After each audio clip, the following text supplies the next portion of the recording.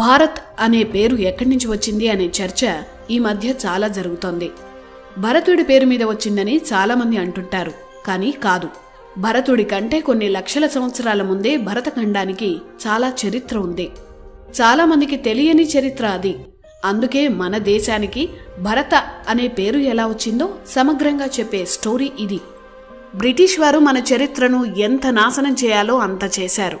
ఇప్పుడు మనం పుస్తకాల్లో చదువుతున్న చరిత్ర అంతా కన్ఫ్యూజనే. బ్రిటిష్ కాలంలోనే కోట వెంకటాచలం అనే గొప్ప చరిత్రకారులు ఉండేవారు. భారత చరిత్ర మీద ఎన్నో అద్భుత పుస్తకాలు రచించారు.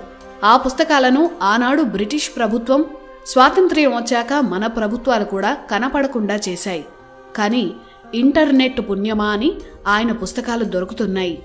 ఎవరో విదేశీయులు ఆ తర్వాత వారి ప్రేరణతో మన స్వదేశీయులు రాసిన చరిత్రను గుడ్డిగా నమ్ముతున్నామప్పుడు.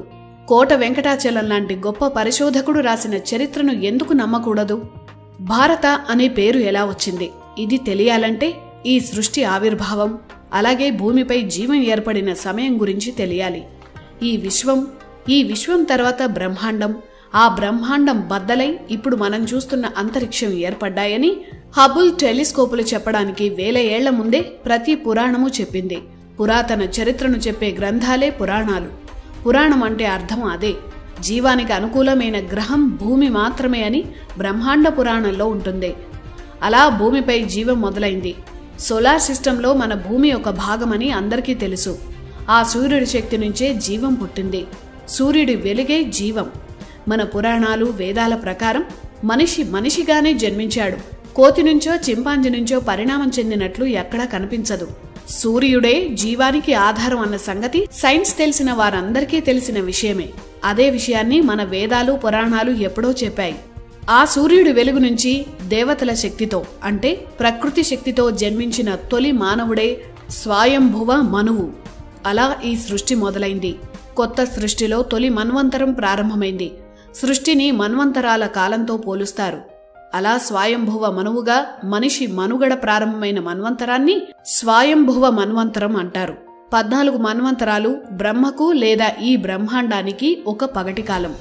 ఈ 14 మన్వంతరాలు పూర్తయ్యాక ఈ సృష్టి ముగిసి కొత్త సృష్టి మళ్లీ మొదలవుతుంది. ఒక్కో మన్వంతరం 71 మహాయుగాలు. ఒక మహాయుగంలో 4 యుగాలు అంటే 43,20,000 సంవత్సరాలు ఒక మహాయుగం.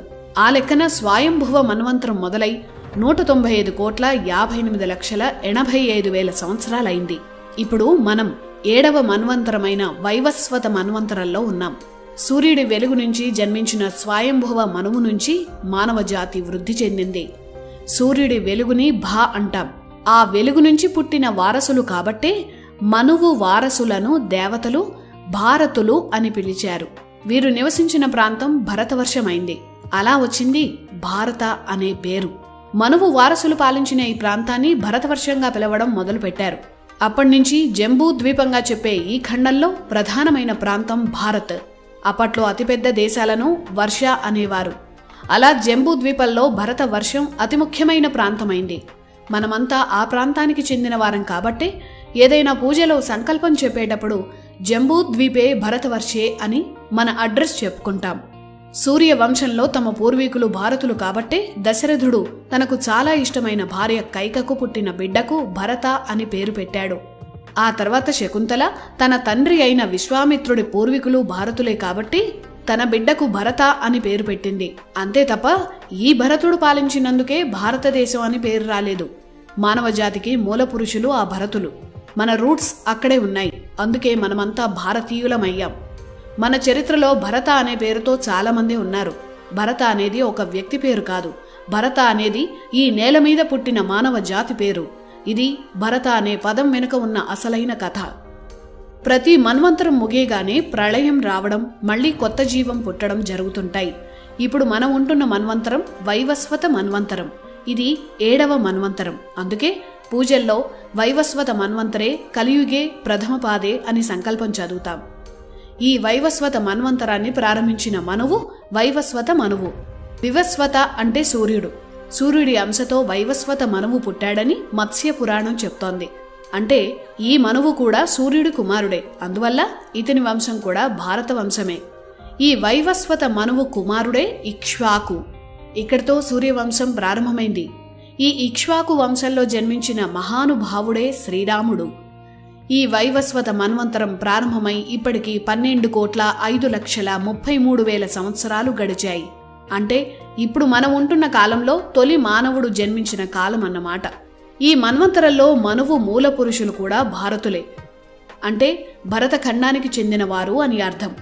శ్రీరాముడి దగ్గర నుంచి శ్రీకృష్ణుడి వరకు అందరూ తమ సంకల్పంలో ఈ భారత అనే పదాన్ని ఉపయోగించారు. భరతవర్షం అనే పదం అన్ని యుగాల్లో వినిపిస్తుంది.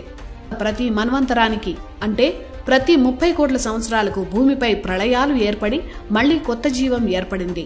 అలా 6 సార్లు ఇప్పటి వరకు జరిగింది. ఇప్పుడు జరుగుతున్న 7వ మన్వంతరం అంటే వైవస్వత మన్వంతరం 12 కోట్ల సంవత్సరాల క్రితం మొదలైంది. మత్స్యావతారంగా విష్ణువు అవతరించిన సమయం కూడా ఇదే. ప్రళయం నుంచి భూమిని కాపాడి వైవస్వత మనువుతో పాటు భూమికి అవసరమైన జీవజాతులను ఒక పెద్ద పడవలో ఎక్కించి ఒక సురక్షిత ప్రాంతానికి చేర్చాడు విష్ణువు. ఇదే కాన్సెప్ట్ని 2012 సినిమా క్లైమాక్స్గా వాడుకున్నారు.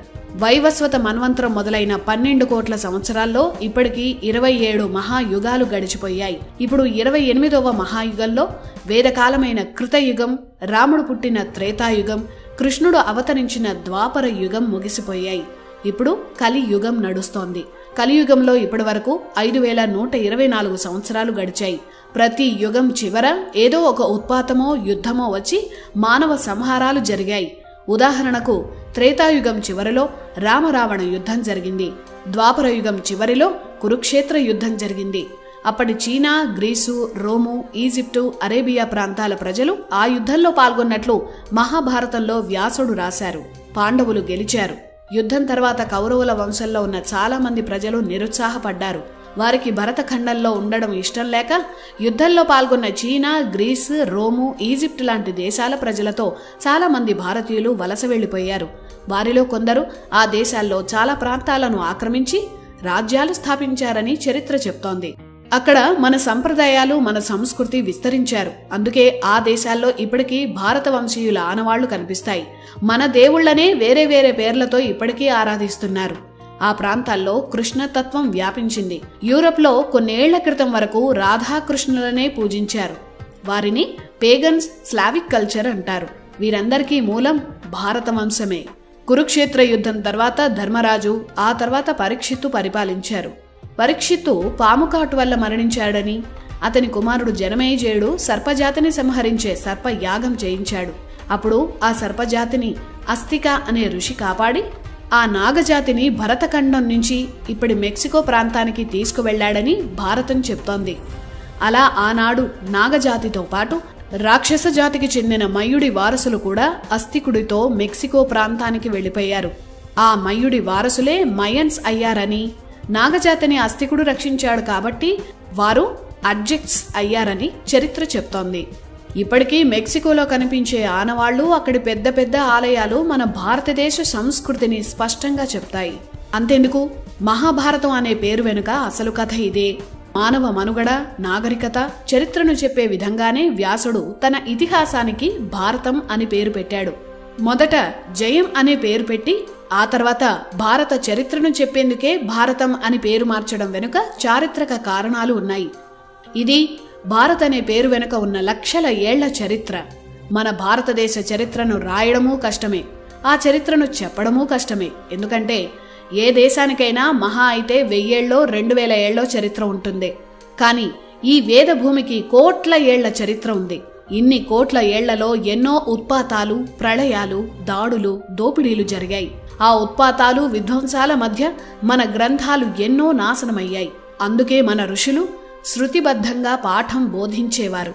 అంటే బట్టి పట్టే విధానం. ఆ విధానం వల్లే గ్రంథాలు నాశనమైపోయినా, నాశనం చేసినా వేదాలు, పురాణాలు, ఇతిహాసాలను మన పూర్వీకులు శృతుల రూపంలో అందరికీ తెలియజేయగలిగారు. వాటిని రాసుకొని రక్షించుకోగలిగారు. ఇది మన భారతదేశం. అలాగే భారత అనే పేరు వెనుక ఉన్న అసలు చరిత్ర.